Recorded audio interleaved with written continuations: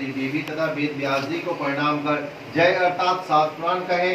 जिस परमेश्वर के ब्रह्मा वरुण इंद्र महादेव और सब देवता लोग सुंदर स्तोत्रों से स्तुति करते हैं, और जिस परमेश्वर का शिक्षा सूत्र व्याकरण निरुक्त ज्योतिषी छंद इनके सहित वेदों द्वारा पदक्रम उपनिषद द्वारा साम वेद लोग गुणानुवाद कर गाते हैं, और योगी लोग ध्यान करके मन से जिस परमेश्वर को देखते हैं और जिसके अंत को देवता और असुरों ने भी नहीं जाना, उस परमेश्वर को नमस्कार है।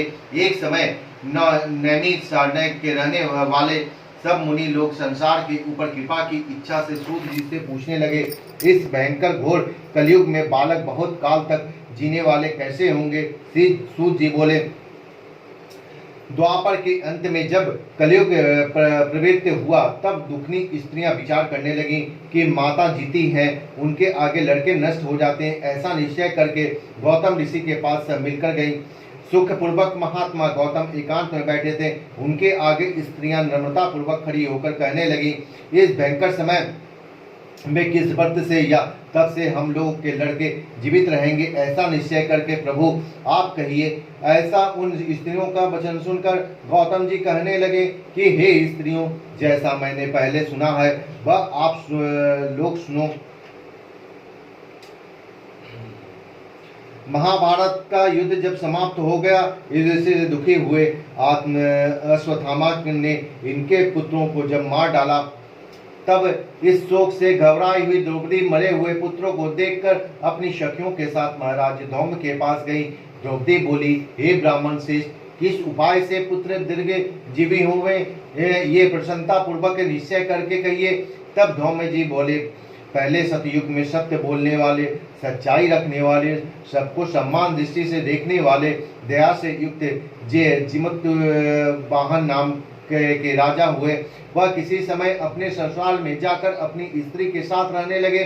उस गांव में आधी रात के समय पुत्र शोक से घबराई हुई पुत्र को पुनः देखने में आशा रहित एक दुखनी करुण स्वर में रुदन करने लगी, हाय हाय, मुझ बुद्धि के आगे जवान पुत्र नष्ट हो जा रहा है। ऐसा उसका रोना सुनकर दया से युक्त राजा का हृदय फट गया।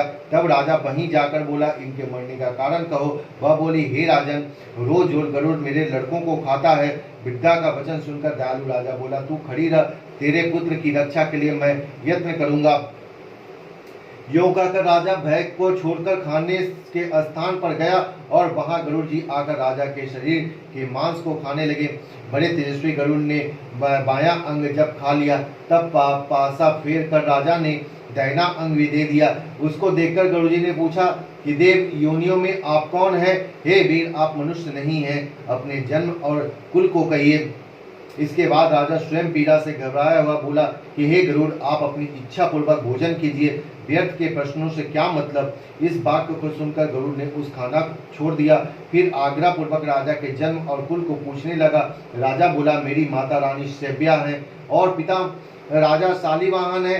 सूर्य वंश में उत्पन्न हुआ हूँ, मैं राजा जिमुतवाहन हूँ। इसे दयालुता को देखकर राजा से गरुड़ जल्दी से बोला कि हे महाराज, जो आपके मन में हो सो आप वर मांगिए। राजा बोला, हे गरुड़, आप अगर मुझको वर देना चाहते हैं तो मैं मांगता हूँ कि जिनको आपने पहले आहार बनाया वे सब जी जाएं, और फिर अब आप किसी जीव को ना खाएं, ये ही मेरी प्रार्थना है। और जो जीव उत्पन्न होते हैं वे बहुत काल तक जिए, ऐसा उपाय करिए। धौम्य जी बोले, आनंद के सहित बढ़ देकर पक्षियों को राजा गरुड़ स्वयं राजा की इच्छा से अमृत लेने के लिए गए, और अमृत लाकर पृथ्वी पर मृत शरीर और हड्डियों पर चारों तरफ से खूब बरसाया। तब वे जो खाए गए मनुष्य थे वे गरुड़ की प्रसन्नता और राजा की कृपा से जी गए। राजा का शरीर पहले से दुना सुशोभित हुआ। राजा की दयालुता देखकर फिर गरुड़ जी बोले कि दूसरा वरदान लोक हित की इच्छा से मैं स्वयं देता हूँ। अश्विन मास में कृष्ण पक्ष की अष्टमी बड़ी शुभ है। सप्तमी से रहित वह आज, और तुम प्रजाओं को जलाने वाला हो, इस कारण ये आज का दिन ज्ञानमय होगा। श्री दुर्गा जी की मूर्ति की का बहुत भेद है, जो तीनों लोग में पूजनीय है।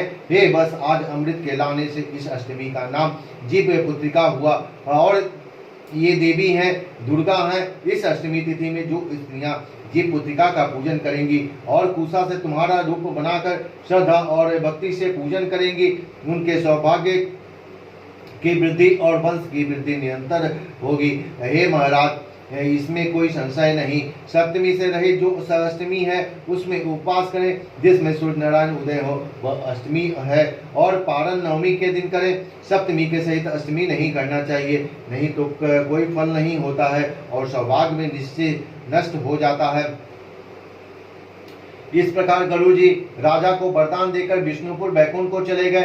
राजा भी अपनी स्त्री के साथ अपने नगर को चला गया। हे देवी, ये बहुत दुर्लभ व्रत है। मैंने कहा है, जिस व्रत के प्रभाव से लड़के बहुत दिन तक जीवित रहते हैं, इस वास्ते हे देवी इस व्रत को पूर्वोक्त विधि से करो, और इसमें पार्वती जी ये शैलपुत्री जो है उनका पूजन करो, तब तुमको फल प्राप्त होगा। मुनि के इस वचन को सुनकर द्रौपदी ने बहुत प्रसन्न होकर ग्राम की सब स्त्रियों को बुलाकर इस उत्तम व्रत को किया। गौतम ऋषि बोले, इस व्रत के प्रभाव को सुनकर चिल्ली ने किसी सुंदर सखी सियारी से कहा कि उसने भी इस व्रत को स्वीकार किया। किसी पीपल की डाली की छाया में रहकर चिल्ली व्रत को करने लगी। उसी पीपल के खोडर में सियारनी भी व्रत करने लगी। कहीं पर उत्तम ब्राह्मण से इस कथा को सुनकर चिल्ली ने अपनी सखी सियारनी जो खोडर में बैठी थी उससे कहा। आदि कथा सुनकर भूख से दुखी शरीर वाली सियारनी खोडर में निकलकर जल्दी से मुर्दों से भरे हुए मांसाहार पड़ गई। वहां जाकर अपनी इच्छा पूर्वक सियारनी ने मांस को खाया और चिल्ली ने निर्जल व्रत किया। तब प्रातः काल हो गया। गौशाला में जाकर सुगंधि युक्त सुंदर जल पिया। वहीं पर स्वास्थ्य चित्त से नवमी के पारण किया। कुछ ही दिन के बाद दोनों ने अपने शरीर को छोड़ दिया। बाद में कुशलपुर में किसी धनी के घर संयोग से दोनों का एक ही घर में जन्म हुआ। बड़ी बहन सियारी नहीं हुई, छोटी बहन चिल्ली हुई। संपूर्ण लक्षण से युक्त उसको जाति का स्मरण रहा। बड़ी बहन काशी राज में ब्याही। छोटी बहन को काशी राज के मंत्री ने अग्नि के समीप विधि पूर्वक ब्याह किया। पूर्व जन्म के फल से जाति का स्मरण रखने वाली दीवान जी की स्त्री ने 8 पुत्र उत्पन्न किए। 8 पशुओं की माता की तरह उसको देखकर राजा की स्त्री राजा के आगे ईर्ष्या के साथ बोली, हे नाथ, मेरे वचन को आप पूर्ण करो, और जिस रास्ते से मेरे लड़के यमराज के यहाँ गए हैं उसी रास्ते से अगर हमारा जीवन चाहते हो तो मेरी बहन के भी लड़कों को पहुंचा दो। यह सुनकर राजा ने वैसा ही किया। इसके बाद जीवित पुत्रिका ने उनको जिला दिया। एक समय वन में उनके सिर काटकर बांस की दौड़ी में रखकर उसके घर भेज दिया। वे सब सिर अनेक रत्न से युक्त हो गए, बिना चोट फोट के सब जी गए। और उन लड़कों को देखकर राजा की स्त्री बड़े आश्चर्य को प्राप्त हुई। आकर के अपनी बहन से पूछने लगी, तुमने कौन सा व्रत किया जिससे तुम्हारे लड़के बार बार मर के भी जी जाते हैं? दीवान जी की स्त्री बोली, पूर्व जन्म में चिल्ली रही, तू सियारनी रही। जीवित पुत्रिका के व्रत को करते हुए तूने अच्छी तरह व्रत का पालन नहीं किया। उसी दोष से हे बहन, तेरे लड़के नहीं जीते हैं। मेरा व्रत नष्ट नहीं हुआ था, इससे मेरे लड़के जीवित रहते हैं। हे प्यारी, अब अगर तुम और राजा साहब इस व्रत को करो, इस व्रत के प्रभाव से तुम्हारे पुत्र जीवित रहेंगे। हे भाग्यवती, मैं सच कहती हूँ। इसके वचन सुनकर उसने इस व्रत को किया। उस दिन से राजा जीवित पुत्र हुए और उस स्त्री से लड़के बड़े सुंदर हुए। इस पृथ्वी में वे लड़के राजा हुए, बहुत समय तक जीने वाले हुए। सूर्य जी ऋषियों से बोले, हे मैंने सुंदर व्रत संपूर्ण सौभाग्य को बढ़ाने वाला कहा है। पुत्रों के दीर्घ जीवन की इच्छा वाली स्त्रियां इस व्रत को करें। शाम व्रत से प्राप्त जीवित पुत्रिका की ये व्रत कथा समाप्त हो गई। इसको लोग भविष्य और भविष्योत्तर की कथा भी कहते हैं। भविष्य पुराने विद्वानों की कोई महत्ता नहीं है। इस हमारे उन्नत भारतवर्ष का यह तक विचार बढ़ा था कि यहाँ सियारनी भी व्रत करती थी और आत्महत्या करती थी। आज हम इतना गिर गए हैं कि कोई भी व्रत करना हमें कठिन मालूम पड़ता है और अनेक दुख बीमारी वगैरह को भोग रहे हैं।